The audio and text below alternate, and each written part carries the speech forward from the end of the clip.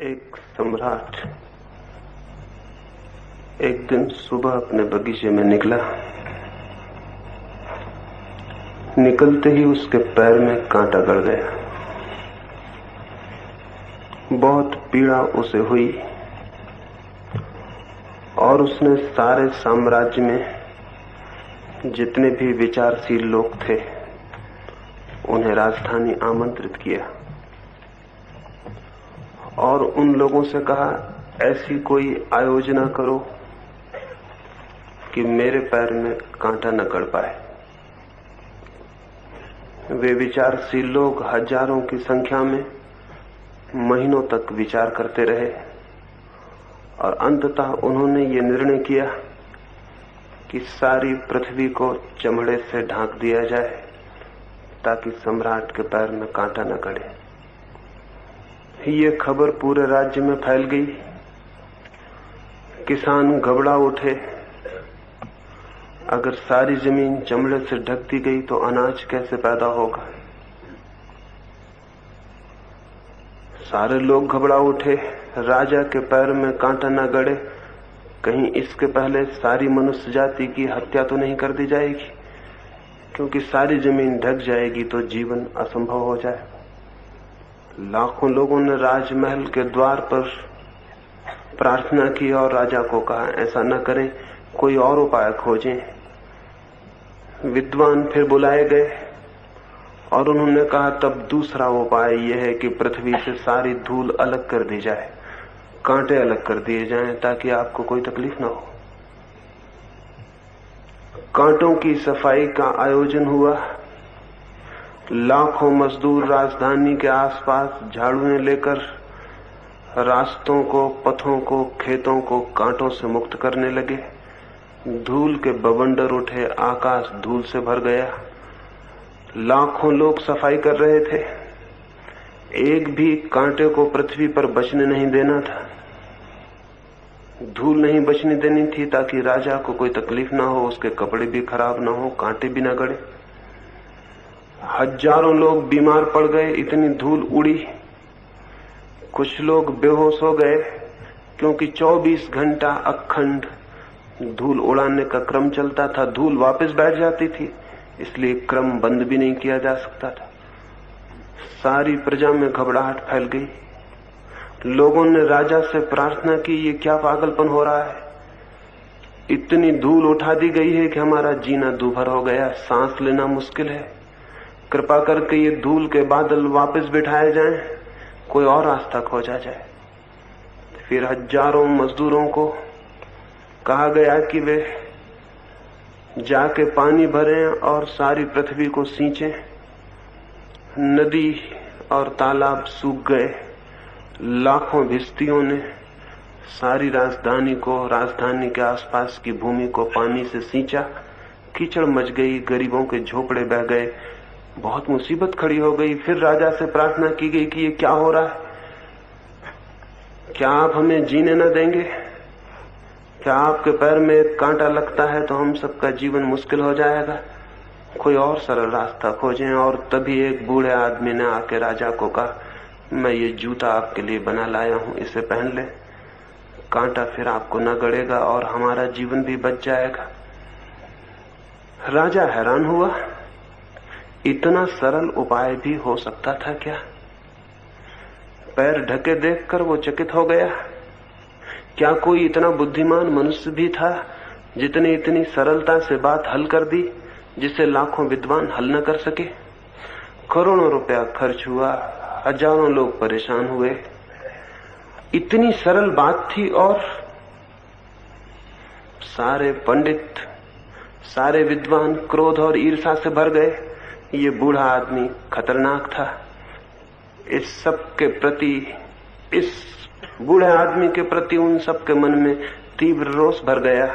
उन्होंने कहा, जरूर इस आदमी को शैतान ने ही सहायता दी होगी, क्योंकि हम इतने विचारशील लोग नहीं खोज पाए जो बात इसने खोज ली है। जरूर इसमें कोई खतरा है। राजा को उन्होंने समझाया, ये जूता खतरनाक सिद्ध होगा, शैतान का हाथ इसमें होना चाहिए, क्योंकि हमारी सारी बुद्धिमत्ता जो नहीं खोज सकी, ये बूढ़ा आदमी कैसे खोज लेगा। राजा को उन्होंने भड़काया, समझाया, राजा भयभीत हो गया। उस बूढ़े आदमी को सूली दे दी गई। वो पहला समझदार आदमी सूली पे चढ़ा। और उसके बाद जितने लोगों ने ये सलाह दी है कि कृपा करें, पृथ्वी को परेशान न करें, अपने पैर ढक लें, उन सभी को सूली दी जाती रही। शायद इसीलिए वो पहला क्रांतिकारी व्यक्ति जिसने जूते की इजाद की थी, उसके वंशज आज भी अपमानित हैं, आज भी चम्हार का कोई आदर नहीं। शायद पंडितों का ही हाथ होगा इसमें। इस कहानी से इन 3 दिनों की चर्चा को मैं शुरू करना चाहता हूं, इस वजह से कि सारी दुनिया में सभी मनुष्यों का एक ही प्रश्न है। दुख के कांटे जीवन को पीड़ित किए रहते हैं, अशांति के कांटे, चिंता के कांटे, अज्ञान और अंधकार के कांटे गड़ते हैं और कोई उपाय समझ में नहीं आता कि इनसे कैसे बचा जाए। और सभी लोग बुद्धिमानों की, तथाकथित बुद्धिमानों की सलाह मानकर सारी पृथ्वी को ढकने की आयोजना में लग जाते हैं, अपने को छोड़कर, अपने को भूलकर। अपने पैर को ढकने की सीधी सी युक्ति किसी की भी समझ में नहीं आती। इतनी सीधी युक्ति है, लेकिन इस जमीन पर 10-5 ही ऐसे लोग हुए हैं जिन्होंने अपने पैर ढके हों। अधिक लोग पृथ्वी को ही बदलने की कोशिश करते रहे, और ये अधिक लोग जितनी इन्होंने कोशिश की है जमीन को ढक देने की, धूल कांटों से अलग कर देने की, उतनी ही जमीन मुश्किल में पड़ती चली गई। इन सभी सुधारकों के कारण ही मनुष्य जाति इतनी पीड़ाओं में उलझ गई है कि आज कोई छुटकारा भी दिखाई नहीं पड़ता है। लेकिन एक सीधी सी बात थी कि हर आदमी अपने पैर ढक ले और कांटों से मुक्त हो जाए, लेकिन ये सीधी सी बात आश्चर्य ही है कि मुश्किल से ही कभी किसी को दिखाई पड़ती। इस सीधी सी बात को ही इन 3 दिनों में समझाने की आपको कोशिश करूंगा। नाराज आप जरूर होंगे मन में, क्योंकि सीधी बात किसी को समझाई जाए तो नाराजगी होती है। इतनी सीधी बात को भी समझाने की कोशिश करने से गुस्सा आता है। ऐसा लगता है कि क्या आप हमें इतना नासमझ समझते हैं कि सीधी सी बात को हमें समझाएं। लेकिन क्षमा मैं बाद में मांग लूंगा, बात तो यही मुझे समझानी है, क्योंकि यही एकमात्र कष्ट है मनुष्य के सामने। कांटे उसे चुभते हैं, लेकिन पैर को जूते से ढकने का ख्याल नहीं आता है। सब तरफ दृष्टि जाती है, हजारों उपाय सूझते हैं जीवन को शांत कर लेने के, एक उपाय भर नहीं सूझता है अपने को बदल लेने का, अपने को ढक लेने का। और सब योजना चलती है सुख की और आनंद की खोज की, सब दिशाएं खोज ली जाती हैं, सिर्फ एक दिशा अनछुई रह जाती है, वो है स्वयं की दिशा। जैसे स्वयं को हम देखते ही नहीं और सबको देखते रहते हैं। तो यहां इन 3 दिनों में इस सीधी सी बात पर थोड़ा सा हम विचार करेंगे कि क्या स्वयं को भी देखा जा सकता है। क्या ये संभव नहीं है कि हम अपने को बदल लें? क्या ये संभव नहीं है कि हमारी दृष्टि स्वयं के परिवर्तन और चिकित्सा पर चली जाए? क्या ये नहीं हो सकता है कि हम अपने को ढक लें और दुखों और पीड़ाओं से मुक्त हो जाएं? क्या उस राजा को जो समझदार लोगों ने सलाहें दी थी वे ही हम भी मानते रहेंगे? क्या उस बूढ़े और सीधे आदमी की बात हमारे ख्याल में भी नहीं आएगी? इसी संबंध में थोड़ी सी बातें इन 3 दिनों में आपसे कहूंगा। इसके पहले कि वे 3 दिनों की चर्चाएं शुरू हों, कुछ और थोड़ी सी प्राथमिक बातें आज ही मुझे कह देनी है, क्योंकि आज रात से जो 3 दिन का जीवन शुरू होगा उसे मैं चाहूंगा, आपका मन भी चाहता होगा, इसलिए आप यहां आए हैं कि वे 3 दिन उपलब्धि के दिन हो जाएं। उन 3 दिनों में कोई झलक, कोई किरण जीवन के अंधेरे को आलोकित कर दे। उन 3 दिनों में कोई मार्ग सूझ जाए, उलझाव के बाहर निकलने की कोई दिशा ख्याल में आ जाए। वो ख्याल में लेकिन अकेली मेरी कोशिश से नहीं आ सकती। मेरी अकेली कोशिश और आपका सहयोग न हो तो फिर मैं आपके सामने नहीं, दीवालों के सामने बोल रहा हूं। आपके सहयोग से ही आप दीवाल नहीं रह जाते, सचेतन व्यक्ति बन जाते। एक फकीर हिंदुस्तान से चीन गया था कोई 1400 वर्ष पहले। बड़ा प्यारा आदमी रहा होगा। अगर वो यहां मेरी जगह होता तो आपकी तरफ मुंह करके ना बोलता, वो आपकी तरफ पीठ करके बोलता। वो जब भी किसी से बोलता तो पीठ उसकी तरफ करता था और मुंह दीवाल की तरफ। लोग हैरान थे। चीन का सम्राट उससे मिलने आया और जब उसने पीठ की और दीवाल की तरफ मुंह करके बात करने लगा तो उसने कहा, ये क्या पागलपन है, आप मुझसे बात करते हैं और दीवाल की तरफ मुंह किए हैं। उस फकीर ने कहा, अब तक मुझे ऐसा आदमी नहीं मिला जो दीवाल न हो। कोई सहयोग ही नहीं करता तो उससे बोलने का प्रयोजन भी क्या है। सिर्फ भ्रम होता है कि हम बोल रहे हैं, सुनने वाला मौजूद ही नहीं होता है। तो 3 दिनों में आप किस भांति सहयोग कर सकेंगे, उस संबंध में कुछ 3 सूत्र आज मुझे आपसे कह देने। उन 3 सूत्रों के आधार पर ही आपका सहयोग, आपका कोऑपरेशन मिल सकता है। और मैं जो कहना चाहता हूं मैं तो उसे कहूंगा ही, लेकिन आपका सहयोग होगा तो आप भी उसे सुन सकेंगे। अन्यथा मेरा कहना तो पूरा हो जाएगा, आपके सुनने की भी शुरुआत नहीं होगी। इतने से ही काफी मत समझ लेना कि मैंने बोला तो आपने सुन लिया। ये बात इतनी आसान नहीं है। आपको सुनने के लिए भी कुछ करना होगा, जैसा कि बोलने के लिए मुझे कुछ करना पड़ता है। आप यहां निष्क्रिय होकर, आप यहां पैसिव होकर अगर 3 दिन बैठे रहे, जैसे आप सिनेमा देखते हैं वैसे, तो फिर मेरी बात आपको सुनाई नहीं पड़ेगी। जिन सत्यों की हमें यहां चर्चा करनी है, उन सत्यों को सुनने के लिए आपको एक्टिव पार्टिसिपेंट, आपको सक्रिय सहयोगी होना पड़ेगा, अन्यथा वे बातें आप तक नहीं पहुंचेंगी। तो आप कैसे अपना सहयोग दे सकेंगे? मैं तो बोलूंगा, लेकिन आप कैसे सुन सकेंगे? और आप नहीं सुन सके तो कोई अर्थ मेरे श्रम का नहीं होता है। और आप नहीं सुन सके तो शायद आप कहेंगे मैं गया, लेकिन कुछ भी नहीं हो पाया। बहुत कुछ हो सकता है, लेकिन उसमें मुझसे ज्यादा महत्वपूर्ण आप हैं। मैं बहुत महत्वपूर्ण नहीं हूं, आप ही ज्यादा महत्वपूर्ण हैं। और वो 3 छोटे से सूत्र हैं जिनके अनुकूल इन 3 दिनों अगर आपने थोड़ी तैयारी की तो जिस बात की आप कामना लेकर आए हैं वो हो सकता है। उनमें पहला सूत्र है, इन 3 दिनों में इस भांति जिए जैसे कि पीछे कुछ भी नहीं है और आगे भी कुछ नहीं।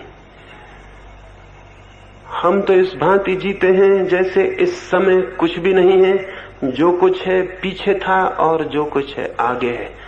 वर्तमान का, प्रेजेंट का जो मौजूद है, हमारी दृष्टि में कोई आकलन ही नहीं होता है। और सच्चाई यह है कि वर्तमान की ही केवल सत्ता है। एग्जिस्टेंस केवल उसका ही है जो मौजूद है, न तो जो बीत गया उसकी कोई सत्ता है और न उसकी जो आने को है। लेकिन या तो हम पीछे की तरफ देखते हुए जीते हैं या आगे की तरफ। या तो अतीत की चिंता हमारे मन में होती है या भविष्य की कल्पना, लेकिन वर्तमान का कोई बोध नहीं होता है। और वर्तमान का बोध न हो तो न तो आप जी सकते हैं और न सुन सकते हैं न समझ सकते हैं। और न सत्य को जानने का द्वार खुल सकता है। हमारा चित्त निरंतर की आदत के कारण या तो पीछे की स्मृतियों में खोया रहता है, जिनकी अब कोई जगह नहीं रह गई, जमीन पर, पृथ्वी पर, सत्ता में, जिनके कोई चिन्ह नहीं रह गए सिवाय हमारी मेमोरी, हमारी स्मृति को छोड़कर। और या फिर हम भविष्य की ऊहापोह में, कल्पना में आने वाले कल के इरादे और विचारों में खोए रहते हैं। ये दोनों ही तरह के लोग कभी भी सत्य को नहीं जान सकते, क्योंकि सत्य है वर्तमान में, इस क्षण में, अभी और यहां, और हम अभी और यहां कभी भी नहीं होते। हम कहीं पीछे या कहीं आगे होते। बुद्ध 12 वर्षों के बाद अपने गांव वापस लौटे थे। उनके पिता बुद्ध का स्वागत करने गांव के बाहर गए, लेकिन मन में उनके बहुत क्रोध था। 12 वर्ष पहले ये लड़का घर द्वार छोड़कर भाग गया था, उसकी पीड़ा थी, दुख था। जाके उन्होंने बुद्ध से कहा, तू अभी वापस लौटा, मेरे द्वार खुले हैं, बहुत चोट, बहुत दुख तूने मुझे पहुंचाया, लेकिन आखिर मैं पिता हूं, पिता का प्रेम, मैं अपने दरवाजे बंद नहीं कर सकता, तुझे क्षमा कर दूंगा, तू वापस आ जा। बुद्ध ने क्या कहा पता है? बुद्ध ने कहा, मैं निवेदन करूंगा, कृपा करके आप एक बार मुझे देखें जो मैं हूं, जो 12 साल पहले आपके घर से गया था, वो अब कहीं भी नहीं है। मैं दूसरा ही होकर लौटा हूं, मैं बिल्कुल नया हूं, और आप मुझे देख ही नहीं रहे, क्योंकि आपकी आंखों में 12 वर्ष पहले का चित्र ही मौजूद है। आप उसी से बातें कर रहे हैं जो 12 साल पहले था। गंगा में बहुत पानी बह गया 12 वर्षों में, मुझ में भी बहुत पानी बह गया 12 वर्षों में, मैं बिल्कुल दूसरा आदमी होकर लौटा हूं। लेकिन बुद्ध के पिता की आंखें तो क्रोध से भरी थीं। वे कहने लगे, मैं और तुझे नहीं जानूंगा, मैंने जिसने तुझे पैदा किया और जन्म दिया, मुझे तू शिक्षा देगा, मुझे तू समझाएगा। बुद्ध ने कहा, परमात्मा करे किसी दिन आपके ख्याल में आए कि जिसको आपने पैदा किया था वो अब कहां है। मैं निवेदन करता हूं, एक बार मुझे देखें जो मैं हूं। पता नहीं बुद्ध के पिता देख पाए या नहीं, हम भी नहीं देख पाते, हम भी पीछे पीछे अटके रह जाते हैं। और जिंदगी रोज बदल जाती है, जिंदगी रोज बदल जाती है, प्रतिपल सब कुछ बदल जाता है, और हम पीछे ही उलझे रह जाते हैं। इसलिए जीवन से हमारा संस्पर्श नहीं हो पाता, और या फिर हम आगे के ऊहापोह में और कल्पना में खो जाते। मैंने सुना है एक आदमी एक ट्रेन में न्यूयॉर्क की तरफ सफर कर रहा था। एक बीच के स्टेशन पर एक युवक भी सवार हुआ। उस युवक के हाथ के बस्ते को देखकर लगता था वो किसी इंश्योरेंस का एजेंट होगा। उस बूढ़े आदमी के पास वो बैठा, फिर थोड़ी देर बाद उसने पूछा कि क्या मां से आप बता सकेंगे आपकी घड़ी में कितना बजा हुआ है? वो बूढ़ा थोड़ी देर चुप रहा और उसने कहा, क्षमा करें, मैं न बता सकूंगा। उस युवक ने कहा, क्या आपके पास घड़ी नहीं है? उस बूढ़े ने कहा, घड़ी तो जरूर है, लेकिन मैं थोड़ा आगे का भी विचार कर लेता हूं, तभी कुछ करता हूं। अभी तुम पूछोगे कितना बजा है और मैं घड़ी में बताऊंगा कितना बजा है, हम दोनों के बीच बातचीत शुरू हो जाएगी। फिर तुम पूछोगे आप कहां जा रहे हैं, मैं कहूंगा न्यूयॉर्क जा रहा हूं, तुम कहोगे मैं भी जा रहा हूं। आप किस मोहल्ले में रहते हैं? तो मैं अपना मोहल्ला बताऊंगा। संकोच बस मुझे कहना पड़ेगा, अगर कभी वहां आए तो मेरे घर भी आना, मेरी जवान लड़की। तुम घर आओगे, निश्चित ही उसके प्रति आकर्षित हो जाओगे। तुम उससे कहोगे कि चित्र देखने चलती हो, वो जरूर राजी हो जाएगी। और ये मामला यहां तक बढ़ेगा कि एक दिन मुझे विचार करना पड़ेगा कि बीमा एजेंट से अपनी लड़की की शादी करनी या नहीं करनी। और मुझे बीमा एजेंट बिल्कुल भी पसंद नहीं आते। इसलिए कृपा करो मुझसे तुम घड़ी का समय मत पूछो। इस आदमी पर जरूर हमें हंसी आ सकती है, लेकिन हम सब इसी तरह के आदमी हैं। हमारा चित्त प्रतिपल वर्तमान से छिटक जाता है और भविष्य में उतर जाता है, और भविष्य के संबंध में आप कुछ भी सोचें सभी ऐसा ही फिजूल और व्यर्थ है, क्योंकि भविष्य है नहीं। जो भी आप सोचेंगे सभी कल्पना, सभी इमेजिनेशन, जो भी आप सोचेंगे वो इसी तरह का झूठा और व्यर्थ है जैसे इस आदमी का इस छोटी सी बात से कि घड़ी में कितना बजा है इतनी लंबी यात्रा पर कूद जाना। इसका चित्त हम सब का चित्त है। हम सब प्रतिपल खड़े होते नहीं वर्तमान पर और भविष्य में कूद जाते हैं या अतीत में कूद जाते हैं। लेकिन जो क्षण मौजूद होता है उसमें हम मौजूद नहीं हो पाते, और उसकी ही सत्ता है, वही वास्तविक है। अतीत और भविष्य, इन दोनों के बंधनों में मनुष्य की चेतना वर्तमान से अपरिचित रह जाती है। अतीत और भविष्य दोनों मनुष्य की ईजादें हैं। जगत की सत्ता में उनका कोई भी स्थान नहीं, उनका कोई भी अस्तित्व नहीं। भविष्य और अतीत, पास्ट और फ्यूचर कल्पित समय है, स्यूडो टाइम है, वास्तविक समय नहीं। वास्तविक समय, रियल टाइम तो केवल वर्तमान का क्षण है। वर्तमान के इस क्षण में जो जीता है वो सत्य तक पहुंच सकता है, क्योंकि वर्तमान का क्षण ही द्वार है। लेकिन जो अतीत और भविष्य में भटकता है वो सपने देख सकता है, स्मृतियों में खो सकता है, लेकिन सत्य से उसका साक्षात कभी भी संभव नहीं है। तो इन 3 दिनों में ऐसे जिए कि जो क्षण आपके पास है बस वही है। दूसरा क्षण मनुष्य के हाथ में होता भी नहीं। एक ही क्षण होता है, 2 क्षण नहीं होते। और उस एक क्षण को हम गंवा दें बीते हुए क्षणों के लिए या आने वाले क्षणों के लिए, तो बड़ी भूल हो जाती। एक छोटा सा क्षण मिलता है मनुष्य को, उससे ज्यादा नहीं। उस छोटे से क्षण को जीने की कला ही धर्म में प्रवेश की कला है। वही है आज। तो आज रात से ऐसा जिए कि जो क्षण है वही है। जो काम आप कर रहे हैं वही कर रहे हैं। यहां सुन रहे हैं तो सिर्फ सुन रहे हैं, इस सुनने में फिर और कुछ भी नहीं। मैं बोल रहा हूं, उस वक्त अगर आप सोचने लगे यही गीता में भी लिखा है, तो आप पीछे चले गए। कभी आपने पढ़ा होगा, उससे आप मेलजोल बिठाने लगे, मैं जो कहता था उसके आपसे संबंध टूट गया। अगर मैं कुछ कह रहा हूं और आप सोचने लगे कि अगर मैं ऐसा करूं या सोचूं तो कहीं ऐसा तो ना हो कि मुझे घर द्वार छोड़ देना पड़े, आप भविष्य में चले गए। आप समय बताने की जगह लड़की के विवाह का चिंतन करने लगे। क्या होगा मेरी बात से अगर ये सोचने लगे तो आप आगे चले गए।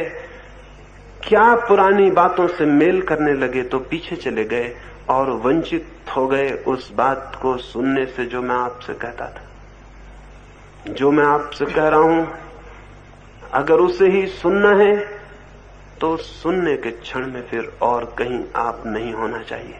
लेकिन ये केवल सुनने के लिए नहीं हो सकता। ये तो तभी हो सकता है जब हम 24 घंटे ऐसा जिए, जब आप पानी पी रहे हो तो सिर्फ पानी पिए, और भोजन करते हो तो सिर्फ भोजन, और रास्ते पे चलते हो तो सिर्फ रास्ते पर चले, और उस क्षण को ही समझ लें कि इसके आगे कुछ नहीं और पीछे कुछ नहीं, यही है, और इसी में मुझे पूरी तरह मौजूद होना है। ये तो पहला ध्यान रखने का है इन 3 दिनों में। कठिन नहीं है, ख्याल में आ जाएगा तो बहुत सरल है। कठिन तो वो है जो आप कर रहे हैं। जो मैं कह रहा हूं वो तो बहुत सरल है, लेकिन अपने पैर पर जूता चढ़ाने जैसी सरल बात भी मुश्किल से ख्याल में आती। कठिन वो है जो आप कर रहे हैं, जिस ढंग से आप जी रहे हैं वो जीना एकदम कठिन है। आश्चर्य है कि हम जिए चले जा रहे हैं। जो मैं कह रहा हूं वो बहुत सरल है। यहां से लौटते वक्त उसका प्रयोग करते लौटें और कम से कम 3 दिन तो कोशिश करें। हो सकता है 3 दिन में उसकी सच्चाई दिखाई पड़ जाए, और फिर जिसकी सच्चाई हमें दिखाई पड़ जाती है उससे इस जीवन में अलग होना कठिन है। 3 दिन के लिए हिम्मत करें, पीछे को छोड़ दें। छूट गया है अतीत आपसे, आप व्यर्थ ही उसे पकड़े हैं। कहां है वो? कल का दिन अब कहां है? बीता क्षण अब कहां है? जो गया वो जा चुका, जो अभी नहीं आया वो नहीं आया, जो है बस वही है। 3 दिन देखें, एक एक पल जीकर देखें, आगे पीछे नहीं, मौजूद में, प्रेजेंट में, वर्तमान में। सुबह उठें तो ऐसे ही बस यही है, दोपहर यही है, सांझ यही है। जो क्षण सामने आए उसको इस तरह लें जैसे इसके आगे पीछे और कुछ भी नहीं। बहुत हैरान हो जाएंगे। इस ख्याल से जीने की गति और ही हो जाती। एक बहुत अद्भुत शांति क्षण में जीने से शुरू होती। आदमी कभी शांत नहीं है। सुनते हैं एक बार सिर्फ सारी मनुष्य जाति शांत हो गई थी एक क्षण को। कोई बहुत होशियार आदमी ने तरकीब निकाली थी, तब कहीं ये हो पाया था, लेकिन ये बहुत पुरानी घटना है, आप में से किसी को भी याद नहीं होगी। किसी किताब में नहीं लिखी गई, क्योंकि किताबें बहुत बाद में लिखी गई, ये उसके पहले की घटना है। और शायद आपने सुनी भी ना होगी, क्योंकि बहुत ही मुश्किल से किसी को ये पता है। एक बार एक समझदार आदमी ने एक तरकीब निकाली थी कि सारी मनुष्य जाति को शांत रहने का अनुभव करा दे। उसने ये अफवाह उड़ाई सारी दुनिया में कि चांद पर भी लोग रहते हैं, अगर हम सारे लोग बहुत ताकत से चिल्लाएं तो शायद वे सुन ले। तो सारी पृथ्वी पर एक खास नियत दिन, खास समय पर सारे लोग जोर से हो की आवाज करके चिल्लाएंगे। ये अफवाह उड़ा दी। सारी दुनिया में बड़ी उत्सुकता से उस दिन की प्रतीक्षा की गई। वो क्षण आ गया, वो घड़ी आ गई, वो पल करीब आने लगा। सारे दुनिया के लोग, बच्चों से बूढ़ों तक तैयार थे, क्योंकि सारे लोग चिल्लाएंगे तो ही शायद चांद तक रहने वाले लोगों तक आवाज पहुंच सके और उनसे संबंध पैदा करना था। ठीक क्षण भी आ गया, लेकिन कोई भी नहीं चिल्लाया, क्योंकि हर एक सोचता था कि मैं चुप रह जाऊं तो इतनी बड़ी आवाज सुनने का मौका फिर दोबारा आने वाला नहीं। सब चिल्लाएंगे, कितनी अद्भुत आवाज होगी, मैं सुन लूं। और एक के न चिल्लाने से क्या फर्क पड़ेगा। दुनिया में कोई भी नहीं चिल्लाया, और वो एक क्षण टोटल साइलेंस का क्षण था, क्योंकि सभी प्रतीक्षा कर रहे थे। कोई भी पीछे के ख्याल में नहीं था, आगे के ख्याल में नहीं था। इसी वक्त एक घटना घट रही थी कि सारी दुनिया में सारे लोग चिल्लाएंगे हो, और इस आवाज को हम सुन लें। उस क्षण उस अद्भुत होशियार आदमी ने बड़ी तरकीब का काम किया था। फिर बहुत समय से ऐसा कोई काम नहीं हुआ, और आदमी की जिंदगी में कोई शांति का क्षण नहीं। उस वक्त सारे लोग हैरान रह गए थे। उस पल के बीच जाने पर लोगों को पता चला था कितनी गहरी शांति संभव है,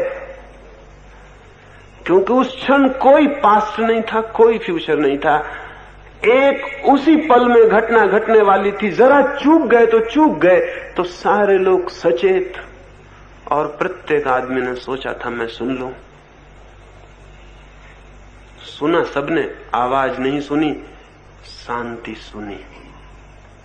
आवाज तो हुई ही नहीं, लेकिन साइलेंस सुनी। देखें कल से एक एक पल में थोड़ा खड़े होकर, हो सकता है वो शांति आप भी सुन सके, और वो सुन ले तो आपकी जिंदगी दूसरी हो जाती। अगर आप नहीं मानेंगे इस तरह, तो हो सकता है मैं भी किसी दिन अफवाह उड़ाऊं और फिर इस तरह की कोशिश करूं, लेकिन बड़ा कठिन है। आजकल आदमी बहुत समझदार हो गया। पुराने दिन की बात है, लोग राजी हो गए होंगे चिल्लाने को, अब तो शायद ही कोई चिल्लाने को राजी भी हो, और राजी भी हो जाए तो भी शायद शोरगुल सुनने के लिए कोई न रुके, क्योंकि वैसे ही बहुत शोरगुल हो रहा है और अब उस शोरगुल से भी कोई फर्क न पड़ेगा। ये तो पहला सूत्र है पल पल मोमेंट टू मोमेंट जीने का। दूसरा सूत्र, हम निरंतर एक अजीब बीमारी से ग्रसित हैं, और वो बीमारी है अत्यधिक व्यस्त होने की, ऑक्युपाइड होने की। हर आदमी ऐसा लग रहा है जैसे बहुत भारी काम में उलझा हुआ है। शायद काम कुछ भी नहीं है, लेकिन आदत अत्यधिक काम में उलझे होने की हमने खड़ी कर ली। हर आदमी भाग रहा है, दौड़ रहा है, और इस भांति संलग्न है जैसे सारे जगत का भार उसके ऊपर है। इतना व्यस्त मालूम हो रहा है, और ये व्यस्तता, ये जो ऑक्युपाइड माइंड है, ये दिन रात व्यस्त होना, इसके कारण चित्त निरंतर क्षीण होता चला जाता है। विश्राम का कोई भी क्षण न होने से चित्त दुर्बल हो जाता है, और दुर्बल चित्त सत्य को नहीं जान सकता है। सत्य को जानने के लिए शक्ति से परिपूर्ण, बहता हुआ, भरा हुआ चित्त चाहिए, और ऐसा चित्त तभी हो सकता है जब आप अव्यस्त होने की थोड़ी सामर्थ्य पैदा कर ले। इन 3 दिनों में इस दूसरे सूत्र पर थोड़ा काम करना है। इन 3 दिनों यहां इस भांति जिए जैसे आप कोई काम नहीं कर रहे, विश्राम कर रहे हैं। कभी आपने देखा आकाश में सांझ को चीलें आकाश से उतरती हैं, तब उनको देखा वे परों को फैलाकर अत्यंत विश्राम में हवा पे डोलती हुई धीरे धीरे उतरती आती। कभी ख्याल किया? कभी चीलों के पर देखे तुले हुए? न तो पंखे हिल रहे हैं, न वे हवाओं में तैरने की कोशिश कर रही हैं, उन्होंने सिर्फ पंख छोड़ दिए हैं और हवाओं पे सवार हो गई हैं। हवाएं उन्हें धीरे धीरे नीचे उतारती ला रही। सारी प्रकृति इसी भांति विश्राम में जी रही है, सिर्फ मनुष्य को छोड़कर। मनुष्य अति तनाव में है, और उसे ख्याल भी नहीं है कि इतना तना हुआ होना, इतना व्यस्त, इतना उलझा हुआ होना ही उसे वंचित कर रहा है किसी सत्य को, किसी आनंद को जानने से। तो इन 3 दिनों में अत्यंत शांत और अव्यस्त, जैसे आप कोई काम नहीं कर रहे हैं, विश्राम कर रहे हैं, इन 3 दिनों को सब भांति आध्यात्मिक छुट्टी के दिन बना लें, स्पिरिचुअल हॉलीडे समझ लें। साधारणता छुट्टी हम मनाते हैं, वो भी शरीर की छुट्टी होती है, मन की छुट्टी नहीं होती। इन 3 दिनों में मन को भी छुट्टी दे दें। इस भांति जिए जैसे कोई भी काम नहीं है। और यहां क्या काम है? आप बिल्कुल बिना काम है यहां, और इन 3 दिनों को बिल्कुल ही ऐसे गुजार देना है जैसे कोई सो के विश्राम करके गुजार देता है। तो इन 3 दिनों में आप पाएंगे आपका मन एक नई ताजगी, ऊर्जा और शक्ति से भर गया। और ये शक्ति बहुत जरूरी है। इस शक्ति के बिना कोई रास्ता नहीं है कि आप तय कर सकें। लेकिन अव्यस्त होना जरूरी है, कोई ऑक्युपाइड चित्त की दशा ना हो। लेकिन हम तो, एक आदमी को मैं देखता था रोज सांझ वो घूमने जाते थे, लेकिन घूमने भी वह ऐसे जाते थे इतनी तेजी से कि जैसे किसी युद्ध पर जा रहे हो। तो मैंने उन्हें टोका और मैंने कहा कि आप किसी लड़ाई पर जाते हैं रोज? उनका लड़ाई पर, मैं तो घूमने जाता हूं।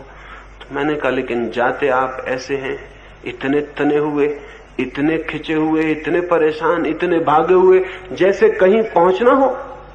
कहां पहुंचने के लिए जाते? उनका पहुंचने में सिर्फ घूमने जाता हूं। लेकिन मैंने कहा आपका मन घूमने की दशा में नहीं होता। घूमने जाने का मतलब है ऐसे जाना जैसे कहीं पहुंचना नहीं है। कोई हम यात्रा थोड़ी कर रहे हैं। यात्रा जब कोई करता है तो तना हुआ, खिंचा हुआ, उसे कहीं पहुंचना है। आपको कहीं पहुंचना नहीं है। और अगर आप समवेयर कहीं पहुंचने की कोशिश करेंगे तो एक बात तय समझ लेना, वहां नहीं पहुंच सकेंगे जहां आप हैं। और जिस दिन आप इस तरह जिएंगे, नोवेयर, कहीं भी नहीं पहुंचना है, उस दिन आप वहां पहुंच जाएंगे जहां आप हैं। जहां मैं बैठा हूं वहां पहुंचने के लिए मुझे सब पहुंचने की जो दौड़ है चित्त से, वो छोड़ देनी होगी। तो इन 3 दिनों में ऐसी कोशिश न करें कि आप ध्यान सीख रहे हैं, आप ऐसी कोशिश न करें कि सत्य को खोज रहे हैं, ऐसी कोशिश न करें कि परमात्मा के दर्शन करने हैं। अगर ये कोशिश आपके भीतर रही तो आप शांति नहीं हो सकेंगे। दर्शन तो बहुत दूर है। आप शांति नहीं हो सकेंगे, सत्य तो बहुत दूर है। आप शांति नहीं हो सकेंगे, परमात्मा की यात्रा फिर नहीं हो सकती। परमात्मा की यात्रा बड़ी अजीब है। परमात्मा की यात्रा वही करता है, वही कर सकता है जो सब यात्रा छोड़ देता है। इतना शांत हो जाता है कि उसे कहीं भी नहीं पहुंचना है। एक फकीर था, एक पहाड़ी के किनारे चुपचाप बैठा रहता, सोया रहता। एक युवक सत्य की, ईश्वर की खोज में पहाड़ पर गया था। उसने उस फकीर से पूछा कि आप चुपचाप यहां क्यों बैठे हैं, ईश्वर को नहीं खोजना है? उस फकीर ने कहा जब तक खोजता था तब तक नहीं मिला, फिर मैं ऊब गया और मैंने वो खोज छोड़ दी। और जिस दिन मैंने सब खोज छोड़ दी मैं हैरान हो गया, मैं तो उसमें मौजूद ही था, खोज रहा था इसलिए दिखाई नहीं पड़ रहा था। कई बार खोजने का तनाव ही खोजने में बाधा बन जाता है। कई बार हम जिस चीज को खोजते हैं, खोजने के कारण ही उसको नहीं उपलब्ध हो पाते। कभी ख्याल किया आपने, किसी आदमी का नाम खो गया है आपके मन में और आप खोजने को लगे हुए हैं, खोजते हैं और परेशान हो जाते हैं, सिर ठोक लेते हैं कि बिल्कुल जवान तक आता है लेकिन आता नहीं, पता नहीं चलता कहां गया, कैसे खो गया। मालूम है मुझे, ये भी मालूम है कि मुझे मालूम है, भीतर आता है पर न मालूम कहां अटक जाता है। फिर आप खोज छोड़ देते हैं। फिर आप अपनी बगिया में गड्ढा खोद रहे हैं, या अपने कुत्ते के साथ खेल रहे हैं, या अपने बच्चे से गपशप कर रहे हैं और एकदम आप हैरान हो जाते हैं, वो नाम मौजूद हो गया, वो आ गया है। और तब आप समझ भी नहीं पाते कि ये कैसे आ गया। आप खोजते थे, खोजने की तनाव की वजह से मन अशांत हो गया, अशांत होने की वजह से उसे रास्ता नहीं मिलता था आने का, वो अटका रह गया पीछे। आप शांत हो जाओ तो वो आ जाए, आप अशांत हो तो वो आए कहां से, द्वार कहां मिले, रास्ता कहां मिले। भीतर परमात्मा निरंतर आप तक आने की कोशिश कर रहा है, लेकिन आप इतने व्यस्त हैं कि आपकी इस व्यस्तता में बाधा देने जैसी अशिष्टता परमात्मा न करेगा। वो आपको परेशान नहीं करेगा। जब आप शांत हो जाएं तो आ जाएगा। वो उन मेहमानों में से नहीं है कि आप कुछ भी कर रहे हो और वो आ जाए। जब देखेगा कि आप तैयार हैं तो वो तो हमेशा मौजूद है। भीतर कोई हमारे रास्ता खोज रहा है, लेकिन हम इतने सतह पर इतने व्यस्त हैं, इतनी लहरों से भरे हैं कि उसे रास्ता नहीं मिलता है। कृपा करें रास्ता दें। आपको परमात्मा को नहीं खोजना है, परमात्मा आपको ही खोज रहा है। आप इतनी ही कृपा करें कि रास्ता दे दें। आप बीच में न खड़े हो अपने और परमात्मा के, तो सारी बात हल हो जाती है। लेकिन शायद हमें इसका ख्याल नहीं है। इन 3 दिनों में इस ख्याल पर थोड़ा सा ध्यान ले जाएं। 3 दिन इस तरह जिएं कि आपको कोई भी काम नहीं है, और आश्रमों में और संतों, साधुओं और महात्माओं के पास आप जाते होंगे, उस भांति मेरे पास ना आए। वे आपको काम सिखाते हैं, वे सिखाते हैं प्रार्थना करो, पूजा करो, नाम जपो, गीता पढ़ो, ये करो वो करो, बहुत जोर से करो। जितना ज्यादा करोगे, 1000 दफे नाम जपोगे तो 1,00,000 दफे जपोगे तो और फायदा है, 1 करोड़ दफे जपोगे तो और फायदा है। 1 दफे गीता पढ़ोगे तो कम, 1000 दफे पढ़ोगे तो और ज्यादा। 1 उपवास करोगे तो कम, 1000 कर लोगे तो बहुत ज्यादा। वे आपको कोई काम सिखाते हैं, वे आपको किसी काम में लगाते हैं। मैं आपको कोई काम सिखाने को यहां नहीं हूं। मैं तो चाहता हूं कि आप थोड़ी देर को बेकाम हो जाएं, आपके मन में, तन में कोई काम न रह जाए, तो शायद उस काम से रहित चित्त की अनऑक्युपाइड स्थिति में, अव्यस्त स्थिति में कुछ फलित हो जाए, कुछ घटित हो जाए। तो दूसरा सूत्र इन 3 दिनों के लिए, व्यस्तता न दिखाएं। यहां कोई फिक्र नहीं अगर मेरी एक चर्चा में ना आ पाए तो कोई हर्जा नहीं हुआ जाने वाला। कोई फिक्र नहीं अगर ध्यान को वक्त पर न पहुंच पाए, कोई हर्जा नहीं हुआ जाने वाला। लेकिन इतनी शांति से जिए इन 3 दिनों में कि आप कोई काम में नहीं लगे हैं, मौज में, एक आनंद में यहां हैं। यहां कोई साधना करने आए हैं तो साधना की हमारी धारणा ही कुछ अजीब है। उसमें तो जो जितना बड़ा साधक है उतना ही तन के और चुस्त बैठा रहता है, उतना ही तनाव से भरा रहता है। ऐसी साधना यहां नहीं है। मैं तो साधना ही इसको कहता हूं कि आप सब तरह से उपराम को, विश्रांति को, एकदम चित्त के तल पर सब तरह के काम से छुटकारा पा जाएं। 3 दिन इस तरह का, इस तरफ ध्यान देना का आपसे निवेदन है। और जैसे ही आप थोड़े से विश्राम में रहना जान पाएंगे, आप हैरान हो जाएंगे। यहाँ इतने दरख्त हैं, इतने पक्षी बोलते हैं, चुपचाप उनके पास, दरख्तों के पास जाके बैठ जाएं, लेट जाएं, कुछ ना करें। 3 दिनों में ज्यादा समय कुछ ना करें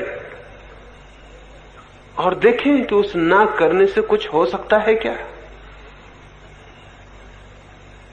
अब तक जिन्होंने भी जीवन की गहराइयां जानी हैं, वे ही लोग हैं जिन्होंने किन्हीं ना करने के क्षणों में परमात्मा से संबंध जोड़ लिया है। लाओत्से से कहा करता था, कुछ करना हो तो संसार की तरफ जाओ, कुछ ना करना हो तो परमात्मा की तरफ।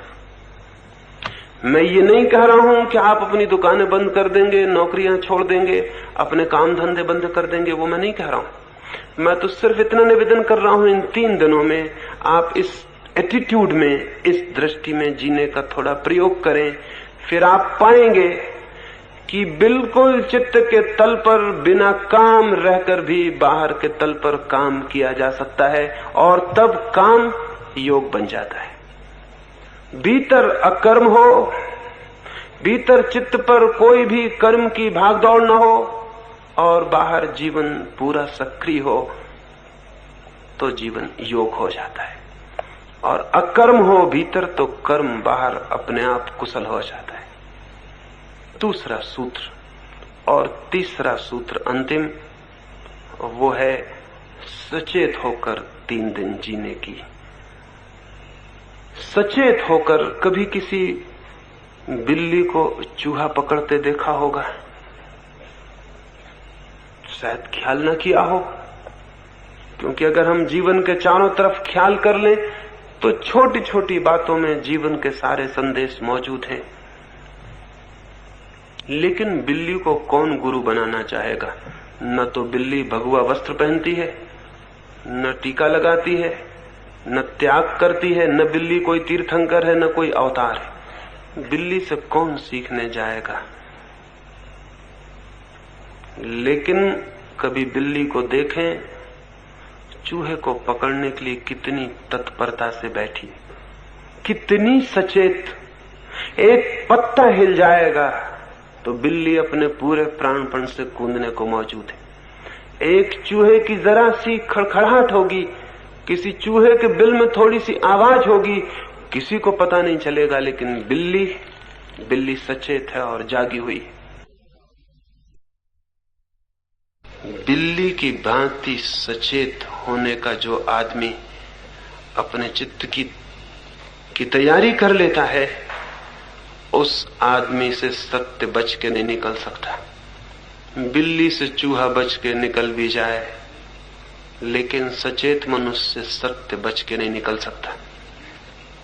इतनी सचेतना चाहिए, लेकिन हम तो सोए सोए जीते। रास्ते पर निकल जाते हैं, न तो हमें वृक्ष दिखाई पड़ते, न उन पर बैठे हुए पक्षी हमें सुनाई पड़ते, न आकाश में उगा हुआ चांद हमें दिखाई पड़ता। हमें कुछ भी दिखाई नहीं पड़ता। हम तो जैसे सोए हुए चले जा रहे हैं। कई बार अनुभव हुआ होगा, किसी किताब का एक पन्ना पढ़ते हैं, बाद में पता चलता है कि मुझे तो जैसे मैंने कुछ भी नहीं पढ़ा, कुछ ख्याल नहीं आता। लेकिन आप पढ़ तो गए, सोए सोए पढ़ गए होंगे। कभी ख्याल आता है, कोई आदमी कोई बात करता है और चूक जाती है, बाद में हमें ख्याल आता है सुनी तो थी, लेकिन कुछ ख्याल नहीं पड़ता, सोए सोए सुनी होगी। केवल 24 घंटे में मुश्किल से कोई क्षण होता होगा जब हम जाग के जिंदगी को थोड़ा बहुत अनुभव करते हो, अन्यथा हम सोए सोए चलते हैं। एक शिक्षक था, युवकों को दरख्तों पर चढ़ना सिखाता था। एक युवक को सिखा रहा था, एक राजकुमार सीखने आया हुआ था। राजकुमार चढ़ गया था ऊपर की चोटी तक, वृक्ष की ऊपर के शाखाओं तक, फिर उतर रहा था। वो बूढ़ा चुपचाप दरख्त के नीचे बैठा हुआ देख रहा था। कोई 10 फीट नीचे से रह गया होगा युवक, तब वो बूढ़ा खड़ा हुआ और चिल्लाया, सावधान बेटे, सावधान होकर उतरना, होश से उतरना। वो युवक बहुत हैरान हुआ। उसने सोचा, या तो ये बूढ़ा पागल है। जब मैं 100 फीट ऊपर था और जहां से गिरता तो जीवन के बचने की संभावना न थी, जब मैं बिल्कुल ऊपर की चोटी पर था तब तो ये कुछ भी नहीं बोला, चुपचाप आंख बंद किए वृक्ष के नीचे बैठा रहा। और अब जबकि मैं नीचे ही पहुंच गया हूं, कोई खतरा नहीं है, तो पागल चिल्ला रहा है, सावधान सावधान। नीचे उतर के उसने कहा कि मैं हैरान हूं, जब मैं ऊपर था तब तो आपने कुछ भी नहीं कहा, जब डेंजर था, खतरा था, और जब मैं नीचे आ गया जहां कोई खतरा न था। उस बूढ़े ने कहा, मेरे जीवन भर का अनुभव यह है कि जहां कोई खतरा नहीं होता वहीं आदमी सो जाता है, और सोते ही खतरा शुरू हो जाता है। ऊपर कोई खतरा ना था, क्योंकि खतरा था और उसकी वजह से तुम जागे हुए थे, सचेत थे, तुम गिर नहीं सकते थे। मैंने आज तक ऊपर की चोटी से किसी को गिरते नहीं देखा। कितने लोगों को मैं सिखा चुका, जब भी कोई गिरता है तो 10-15 फीट नीचे उतर के या चढ़ते में गिरता है, क्योंकि वहां वो निश्चिंत हो जाता है। निश्चिंत होते ही सो जाता है, सोते ही खतरा मौजूद हो जाता है। जहां खतरा मौजूद है वहां खतरा मौजूद नहीं होता, क्योंकि वो सचेत होता है। जहां खतरा नहीं है वहां खतरा मौजूद हो जाता है, क्योंकि वो सो जाता है। मनुष्य सभी पक्षियों से ज्यादा सो गया है, क्योंकि जीवन में उसने सभी पक्षियों पशुओं से ज्यादा सिक्योरिटी सुविधा जुटा ली। कोई पशु पक्षी इतना सोया हुआ नहीं जितना आदमी। देखें किसी कौवे को आपके घर के पास बैठा हुआ, जरा आप आंख भी हिलाएं और कौवा अपने पर फैला देगा। आंख हिलाएं, आप जरा हाथ हिलाएं और कौवा तैयार है, सचेत है। जानवरों को भागते हुए देखें, दौड़ते हुए देखें, उनको खड़े हुए देखें, वे सचेत हैं। आदमी ने एक तरह की सिक्योरिटी, एक तरह की सुरक्षा अपने चारों तरफ खड़ी कर ली है, और उस सुरक्षा की वजह से वो आराम से सो गया है। और सच्चाई यह है कि सब सिक्योरिटी झूठी है, क्योंकि मौत इतनी बड़ी असलियत है कि हमारी सब सुरक्षा झूठी ही सिद्ध होती है। कोई सुरक्षा हमारी सच्ची नहीं है। लेकिन एक फॉल्स, एक मिथ्या ख्याल हमने पैदा कर लिया कि हम सुरक्षित हैं। सुरक्षित कोई भी मनुष्य नहीं है। जीवन असुरक्षा है, इनसिक्योरिटी है। कौन सी चीज सुरक्षित है? आपकी पत्नी सुरक्षित है? क्या आप सोचते हैं कल भी वो आपको प्रेम देगी? आपके बच्चे सुरक्षित हैं कि आप सोचते हैं वो बड़े होने पर आपको आदर देंगे? आपके मित्र सुरक्षित हैं कि वे कल शत्रु नहीं हो जाएंगे? आप खुद किन अर्थों में सुरक्षित हैं?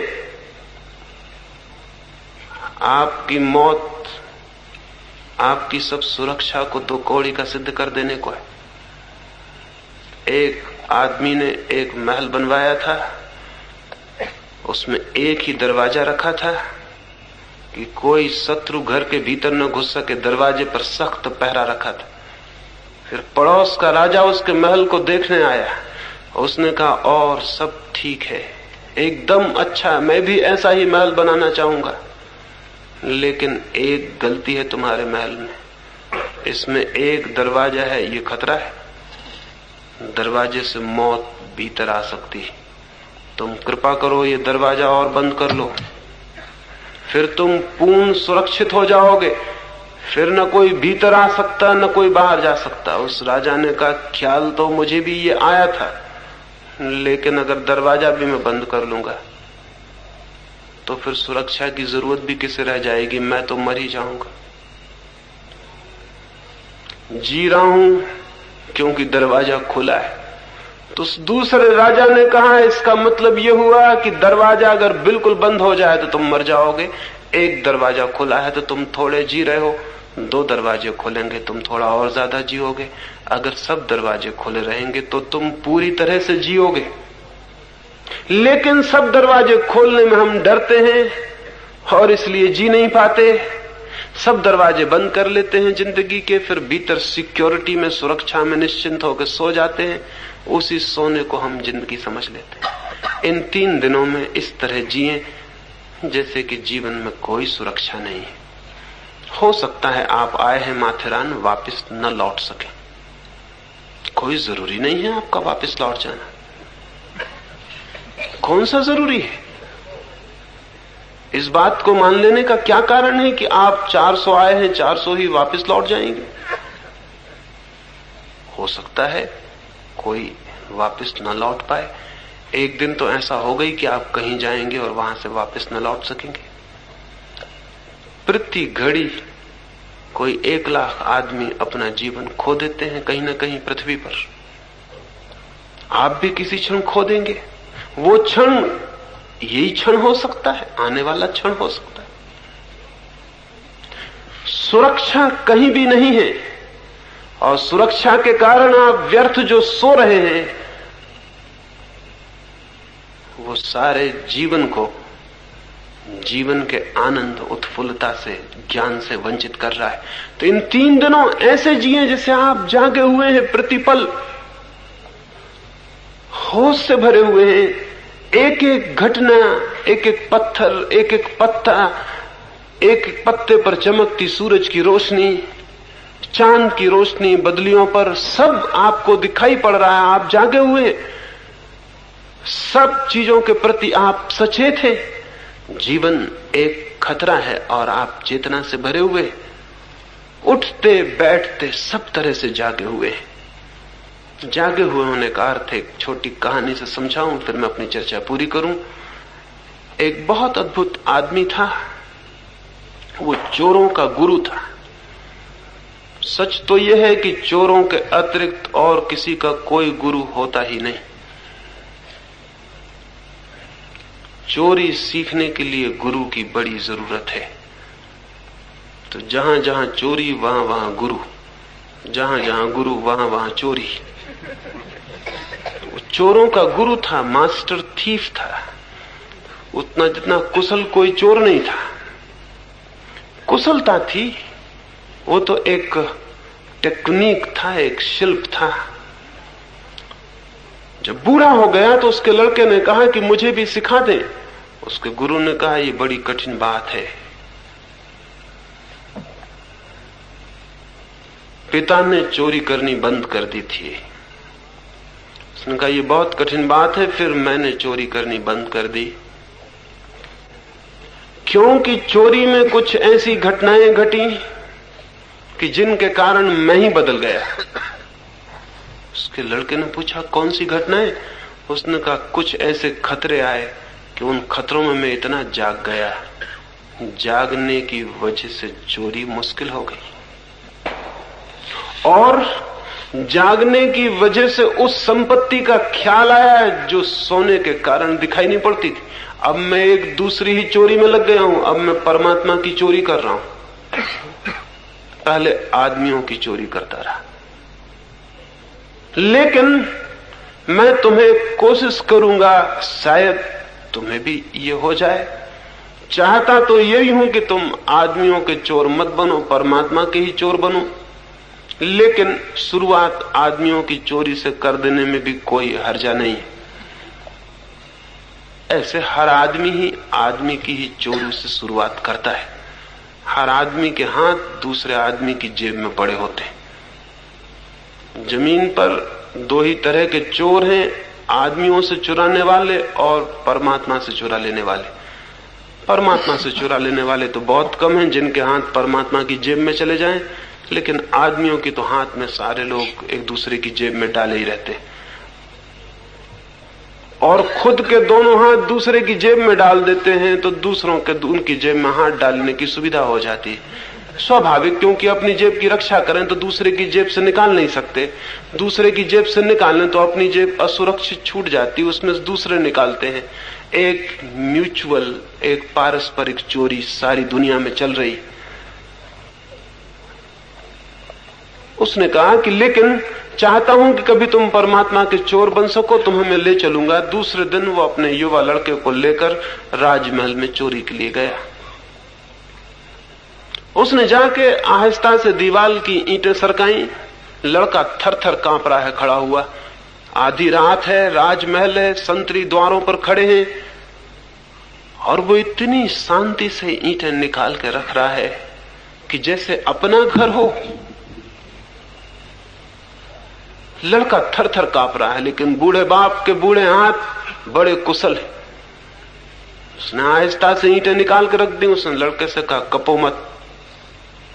साहूकारों को कपना शोभा देता है, चोरों को नहीं। ये काम नहीं चल सकेगा। अगर कपोगे तो क्या चोरी करोगे? कंपन बंद करो। देखो मेरे बूढ़े हाथ भी कपते नहीं। सेंध लगा के बूढ़ा बाप भीतर हुआ। उसके पीछे उसने अपने लड़के को भी बुलाया। वे महल के अंदर पहुंच गए। उसने कई ताले खोले और महल के बीच के कक्ष में भी पहुंच गए। कक्ष में एक बहुत बड़ी बहुमूल्य कपड़ों की अलमारी थी। अलमारी को बूढ़े ने खोला। वो लड़के से कहा, भीतर घुस जाओ और जो भी कीमती कपड़े हो बाहर निकाल लो। लड़का भीतर गया। बूढ़े बाप ने दरवाजा बंद करके ताला बंद कर दिया। जोर से सामान पटका और चिल्लाया, चोर, और सैन से निकल के घर के बाहर हो गया। सारा महल जग गया और लड़के के प्राण आप सोच सकते हैं किस स्थिति में नहीं पहुंच गए होंगे। ये कल्पना भी न की थी कि बाप ऐसा दुष्ट हो सकता है, लेकिन सिखाते समय सभी माँ बाप को दुष्ट शायद होना पड़ता है। लेकिन एक बात हो गई, ताला बंद कर गया है बाप, कोई उपाय नहीं छोड़ गया बचने का। चिल्ला गया है, महल के संतरी जाग गए, नौकर चाकर भाग गए हैं, प्रकाश जल गए हैं, लालटेनें घूमने लगी हैं, चोर की खोज हो रही। चोर जरूर मकान के भीतर है, दरवाजे खुले पड़े हैं, दीवार में छेद है। फिर एक नौकरानी मोमबत्ती लिए हुए उस कमरे में भी आ गई है जहां वो बंद है, और वो अगर वे लोग न भी देख पाए तो भी फर्क नहीं पड़ता, क्योंकि वो बंद है और निकल नहीं सकता, दरवाजे पे ताला है बाहर। लेकिन कुछ हुआ। अगर आप उस जगह होते तो क्या होता? आज रात सोते वक्त जरा ख्याल करना कि उस जगह अगर मैं होता, उस लड़के की जगह, तो क्या होता। क्या उस वक्त आप विचार कर सकते थे? विचार करने की कोई गुंजाइश ही नहीं थी। उस वक्त आप क्या सोचते? सोचने का कोई मौका नहीं था। उस वक्त आप क्या करते? कुछ भी करने का उपाय नहीं था। द्वार बंद, बाहर ताला लगा हुआ है, संतरी अंदर घुस आए हैं, नौकर भीतर खड़े हैं, घर भर में खोजबीन की जा रही। आप क्या करते? उस लड़के के पास करने को कुछ भी नहीं था। न करने के कारण वो बिल्कुल शांत हो गया। उस लड़के के पास सोचने को कुछ नहीं था।